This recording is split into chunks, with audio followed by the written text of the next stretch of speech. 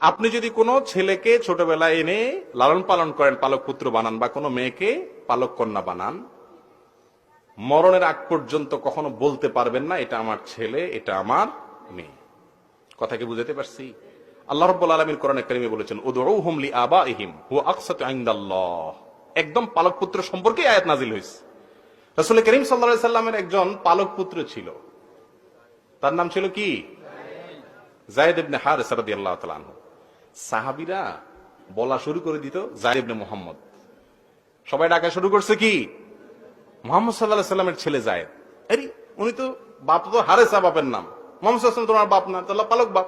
সঙ্গে সঙ্গে আল্লাহ আয়াত নাযিল করলেন, খবরদার, উদউহুম লিআবাইহিম, পালক পুত্রকে যে জন্ম দিয়েছে সেই বাবা যেখানেই থাকুক না কেন তার পিতৃত্বকে স্বীকার করতে হবে, বলতে হবে এটা অমুকের ছেলে, যিনি লালন পালন করেছেন তার ছেলে বলা যাবে।